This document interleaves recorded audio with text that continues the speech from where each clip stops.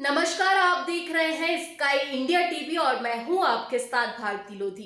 आइए बढ़ते हैं खबरों की ओर। एग्रीकल्चर एक्सप्रेस के संरक्षक और संस्थापक डॉक्टर विजय पहाड़िया ने कहा कि आधुनिक भारत के निर्माण की रीढ़ कृषि है, जो देश की 75% आबादी को प्रत्यक्ष या अप्रत्यक्ष रूप से जोड़ती है। इसके बावजूद किसान आत्महत्या कर रहे हैं और कृषि महंगी होती जा रही है।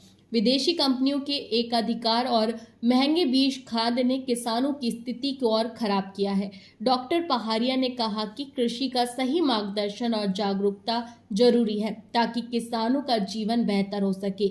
उन्होंने यह भी बताया कि एग्रीकल्चर एक्सप्रेस किसानों, वैज्ञानिकों और सरकारी तंत्र के बीच संवाद का माध्यम है, जो कृषि हित के लिए काम करेगा। इस अवसर पर गोपाल गौशाला के संरक्षक चिराग सुंदरलाल गुप्ता और बुंदेलखंड होटल एसोसिएशन के अध्यक्ष संजय गुप्ता भी मुख्य वक्ता रहे। के मोहताज नहीं है, जो पिछले कई वर्षों से बुंदेलखंड की लड़ाई लड़ रहे हैं, इनका हम हार्दिक अभिनंदन करते हैं। हमारे साथ में बुंदेलखंड एवं होटल रेस्टोरेंट के अध्यक्ष संजय गुप्ता भैया, आनंदी बड़े भाई संचालक हैं और आयोजक हैं।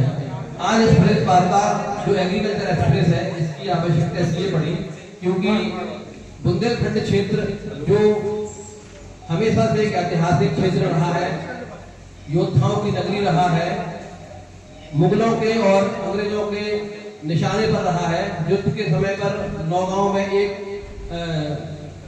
आर्मी एयरपोर्ट है, उसको संचालित वहां से युद्ध संचालित किया गया था।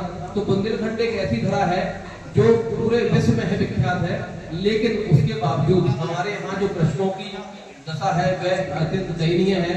हम किसानों की बात कर रहे हैं। हमने एक प्लेटफॉर्म पिछले कई साल पहले बनाया था, एग्रीकल्चर एक्सप्रेस।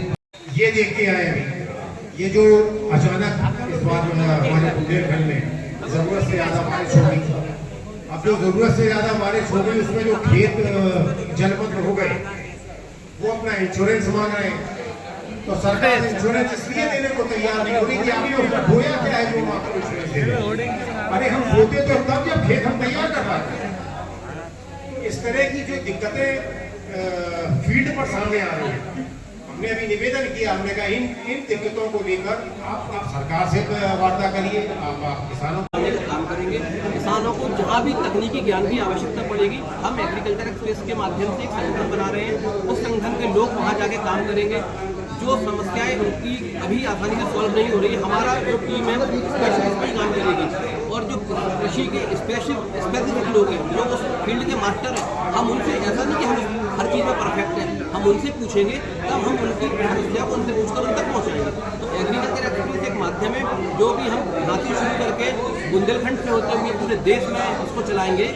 समृद्ध किसान समृद्ध भारत हमारा इसका लोगो है और किसानों के हित में हम लोग ये काम करने जा रहे हैं, क्योंकि अगर हम एक विकसित देश की परिकल्पना किसानों के विकसित हुए बिना नहीं कर सकते।